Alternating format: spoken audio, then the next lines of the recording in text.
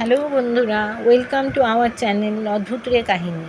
আমি সুজাতা সরকার। আমি আজকে আপনাদের জন্য আবার একটা নতুন ঘটনা নিয়ে এসেছি। এই ঘটনাটা কিন্তু আমার সাথেই ঘটেছিল, আমারই জীবনে ঘটা একটি ভৌতিক ঘটনা। এই ঘটনাটা যখন ঘটে তখন আমরা অনেক ছোট। আমাদের পুরো পরিবার বলতে আমরা 3 বোন, আমার কাকিমা, আমরা কিন্তু সবাই কিন্তু এই ঘটনাটার সাক্ষী। তো আমরা তখন খুব ছোট। বাবা বাড়ি করার পরে আমি বলেছিলাম যে আমার বাপের বাড়িটা যেখানে, সেখানে একটা সময় ওটা বাগান বলেই খ্যাত ছিল। আর ওখানে প্রচুর নকশাল পিরিয়ডে প্রচুর মার্ডার টার্ডার হয়েছে, মানুষ ফেলে টেলে রেখে দিয়ে যেত। তো আমরা যখন ওই জায়গাটায় এলাম, তখন আমরা ছোট ছিলাম, তো খেলতে খেলতে কিন্তু আমরা অনেক ওই মানুষের হাড়গোড় মাথা টাথা পেতাম। তো ওগুলো কুড়িয়ে আনতাম, তার জন্য বকুনিও খেতাম। এই রকম ছিল। তারপরে আস্তে আস্তে ওই জায়গাটা তো সব বিক্রি হয়ে গেল, গিয়ে বাড়ি টাড়ি হয়ে গেল, সব ঠিক হয়ে গেল। এরকম করেই সময় কেটে যাচ্ছিল। আস্তে আস্তে আমরা বড় হতে লাগলাম। তখন আমরা এই 7-8-এ পড়ি। এইরকম সময় হতো কি, আমরা তো ঘরে যে পড়তে বসতাম, আগে আমাদের বাড়িটার একটু বর্ণনা দিতে হবে। সেটা হচ্ছে রাস্তাটার, বাড়ির সামনে যে রাস্তাটা ছিল, সেই রাস্তাটা পার করে আমাদের বাড়িতে ঢুকলেই প্রথমে কিন্তু বারান্দাটা পড়তো। বারান্দাটা দিয়েই বাড়ির ভেতরে, আমাদের ঘরের ভেতরে যেতে হতো। প্রথম ঘরটায় বাবা আর মা থাকতো, সেই ঘরের ভেতর দিয়ে আমাদের ঘরটায় যেতে হতো। আমাদের ঘরের একটা দরজা বারান্দার দিকে খুলতো, কিন্তু সেই দরজাটা বন্ধ থাকতো, কারণ ওখানে আমার একটা ছোটো খাট পাতা ছিল, সেটাতে আমি শুতাম।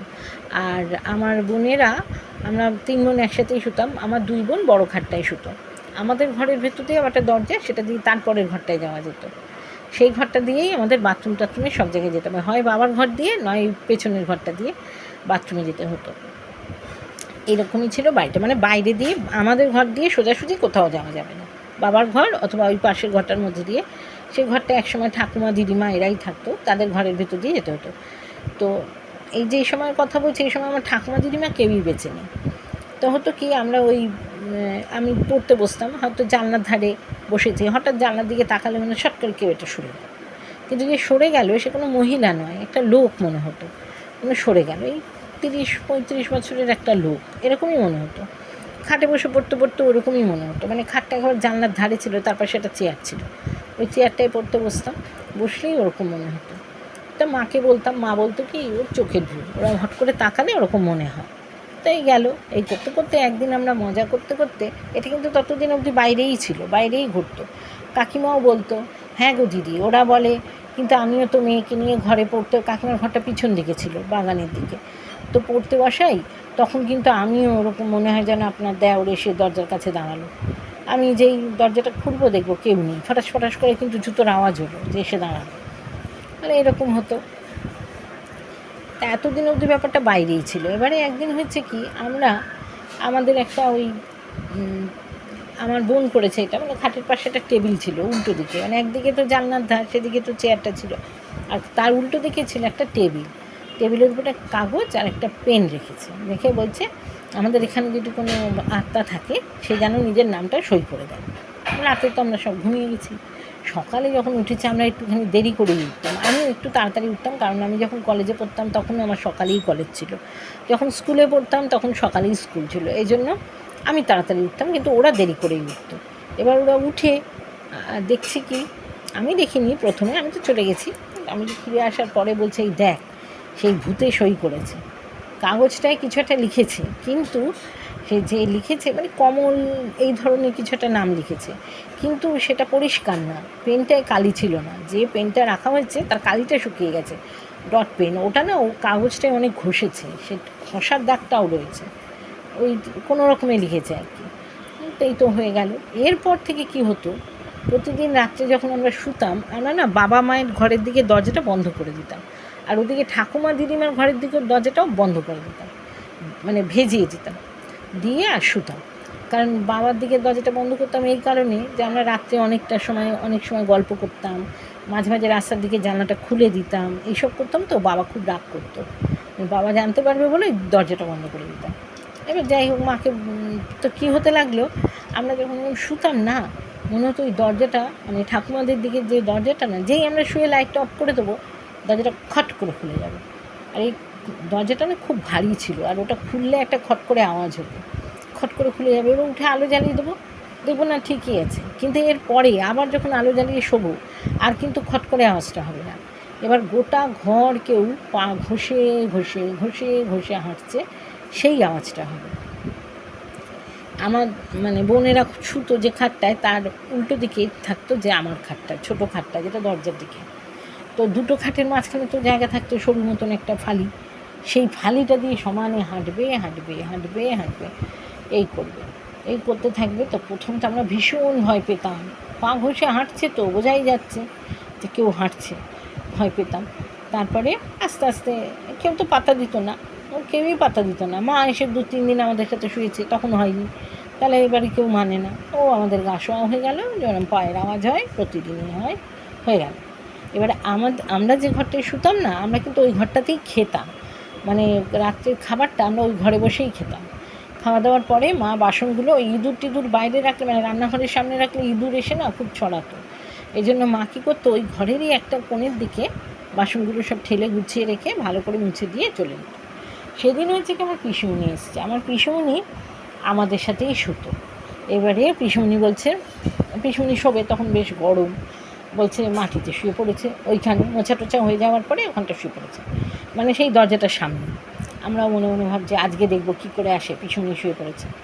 আমরাও শুয়ে পড়েছি, দরজা বন্ধ, আবার আলো নেবানো, আর ঠিক দরজাটা খুলে গেল, খট করে আওয়াজ হলো। এবার শুনছি ও তো ঘরে ঢুকতে পারছে না, পিসুমণি তো দরজার কাছেই শুয়ে আছে। পিসিমণি বলছে, পিসিমণি কিন্তু ঘুমিয়ে পড়েছে, পিসিমণি বলছে যাও না যাও, এই তো পায়ের পা সরিয়ে নিচ্ছি, যাও যাও পায়ের দিক দিয়ে যাও। আমার মেজো বোন আমায় বলছে, এই রে পিসি যে পা সরিয়ে ঢুকতে দিচ্ছি। বলছে হ্যাঁ তাই তো, চুপ কর দেখি কী হয়। ব্যাস শুরু হয়ে গেল ঘরের মেঝে পা ঘষে ঘষে হাঁটা। এইরকম ঘটনা, এরকম একদিন ঘটলো। আর একদিন হয়েছে কি, সেদিন ছিল রবিবার। আমার বাবা ইঞ্জিনিয়ার ছিলেন, আর কনস্ট্রাকশনের ব্যবসা ছিল আমার বাবাদের, এখনও আছে। তা আমার বাবা তো নেই, আর আমার ভাইও নেই, কাজেই আমার পিস্তুত ভাইরাই দেখাশোনা করে। যাই হোক, কনস্ট্রাকশনের ব্যবসা আছে আমাদের। তা বাবা তো তখন, বাবা না ওই আমাদের ঘরের মাঝখানে যে দরজাটা দুপুরবেলা তো খোলা, সেদিন রবিবার, সে গরমকাল কিন্তু এই জানলাগুলো সব বন্ধ করে দিয়েছে, ঘরটা অন্ধকার হলে ঠান্ডা হবে এমন করে জানলা টানলা বন্ধ করে আমরা 3 বোন ঘুমোচ্ছি, খাটে শুয়েছি। আর বাবার ঘরের দরজাটা খোলা, আমাদের খাট থেকে তো বাবার খাটটা সোজা দেখা যাচ্ছে। বাবা কিন্তু ঘরে বসে, খাটে বসে না একটা প্ল্যান আঁকছিল, রাফলি একটা কাগজে একটা প্ল্যান আঁকছিল, আর বসে আছে খুব মনোযোগ দিয়ে কাজ করছে। তো আর মা তো মায়ের কাজ করছে, মা কাকিমার সাথে গল্পও করতো, ওইদিকে অন্য কাজ আছে সেগুলো করতো, ওগুলো করছে। আর আমরা তো ঘুমিয়েছিলাম। হঠাৎ না আমি বেশ বুঝতে আমার ঘুমটা খুব হালকা হয়ে গেছিলো। হঠাৎ আমি বেশ বুঝতে পারলাম যে আমার পাশে খাটে, আমি কিন্তু আমার খাটে শুইনি, আমরা 3 জনেই, আমার বোনেরা 2 বোন যে খাটে শোয় ওতেই শুয়েছি। ওরা দুজন, একজন ছোটো বোনটা মাঝখানে, এক বড় বোন মেজো বোনটা জানলার ধারে, আর আমি খাটের এই পাশে। আমি না পরিষ্কার বুঝতে পারছি যে আমার পাশে কিন্তু কেউ এসে বসলো, হ্যাঁ, মানে আমার আর আমার ছোটো বোনের মাঝখানে কেউ এসে বসলো, আর সে হাতটা না পুরো আমার পিঠে, যে আমার হাতটা পিঠে দিয়েছে না, গরমকাল তো আমার জামাটা তো ঘেমে গেছিলো, ওটা তোমার পিঠে এরম বসে গেছে। আমি তিরিং করে উঠেছি লাফিয়ে, হ্যাঁ, উঠে না, আর বাবার ঘরের দিকে চোখটা পড়েছে তো দেখছি বাবা তো কাজ করছে, দেখে তো ভয়টা কমে গেল, কিন্তু আমি পুরো ঘেমে চান হয়ে গেছি। হ্যাঁ, তারপরে ওরা দেখছে, ওদের দিকে তাকিয়ে দেখছি ওরা কিন্তু দুজনেই ঘুমোচ্ছে। আমি তো খুব ভয় পেলাম, আর তো ঘুমোলাম না, উঠে চলে গেলাম। যাই হোক, এরকম ছিল একদিন। আর একদিনের ঘটনা, এটা আমার সঙ্গে ঘটেনি, এটা ঘটেছিল আমার কাকিমার সাথে। আমার কাকিমা, তার আগে না, এই ঘটনাটা ঘটে যাওয়ার পরে আমি তো মাকে বললাম, মা জানো তো আজকে কিন্তু এরম হয়েছে। তো আমার মা না কি ভাবলো রোজই কি এরা বানিয়ে বলে, এটা কি হয়, এতদিন এরম বলতো, আজকে আমার হঠাৎ এরকম বলছে দিনের বেলা, নিশ্চয়ই কিছু একটা হয়েছে।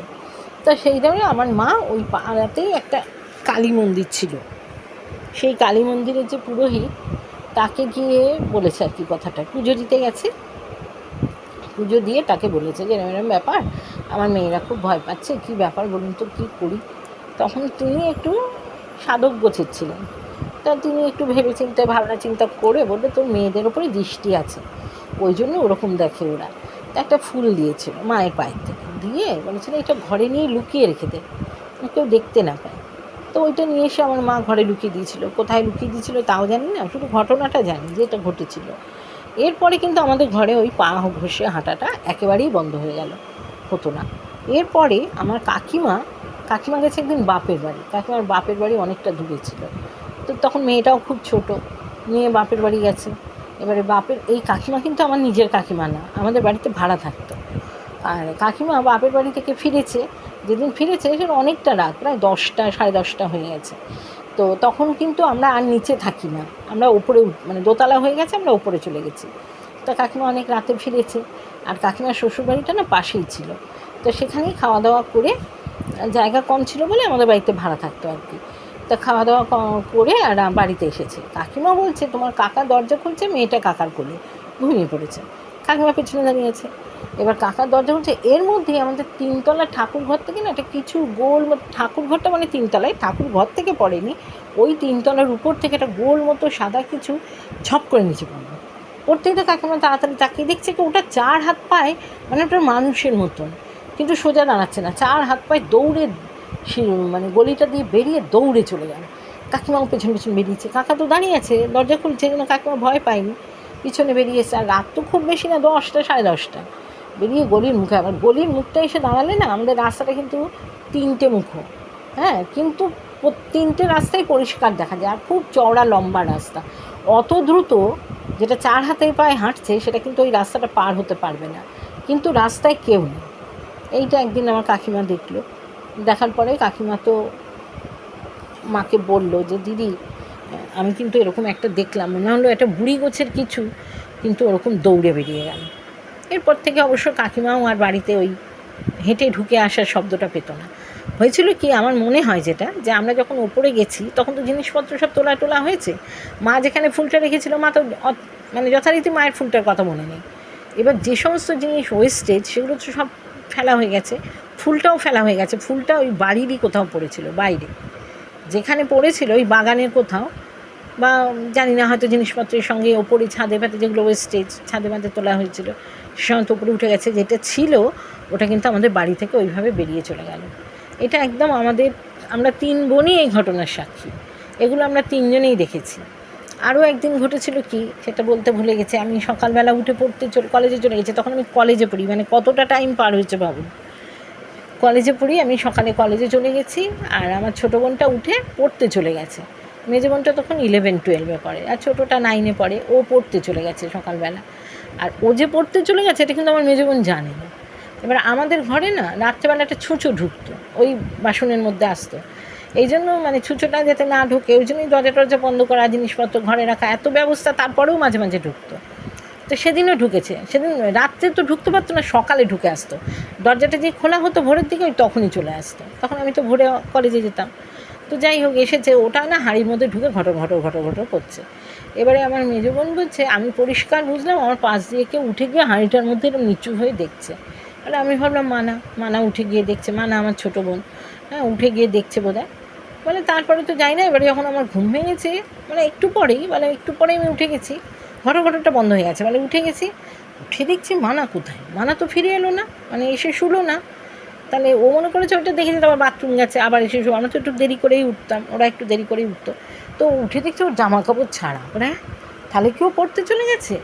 বইয়ের ব্যাগটাও নেই, বলে তার মানে ও পড়তে চলে গেছে। তাহলে ওটাকে আমার পাশ দিয়ে উঠে গিয়ে যে উঁচু হয়ে দেখলো, ও কিন্তু ওইভাবেই খাটে বসে আছে।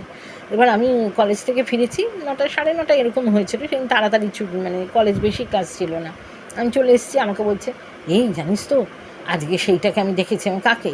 বলছে ওই ভূতটাকে। আমি কী দেখলি? বলে এরম উঠে গিয়ে এরম দেখলো, জানিস ছুঁচোটাকে না এরম দেখলো, কি ছুঁচোটাকে খেয়ে নিল? আমি কী জানি, খেয়ে নিল? বলছে হ্যাঁ, দিনের বেলায়। বলছে তারপরে মানা তো নেই, আমি মনে করেছি মানা, তারপর দেখছি মানা নেই, মানা তো পড়তে গেছে, তুই নেই, তাহলে কে গেল আমার পাশ থেকে উঠে? খুব ভয় পেয়েছিল। এরকম একদিন একটা ঘটেছিল। তারপরে তো এই ঘটনাগুলো ঘটে, পরে কিন্তু আর এরকম কিছু অসুবিধা হয়নি, পরবর্তী দিনে হয়নি। তাই এই ছিল ঘটনা, আমি আপনাদের সঙ্গে শেয়ার করলাম আমার নিজের জীবনে ঘটনা। আপনাদের কেমন লাগলো জানাবেন। ভালো লাগলে আমার চ্যানেলটা লাইক করবেন, শেয়ার করবেন, সাবস্ক্রাইব করবেন। ধন্যবাদ।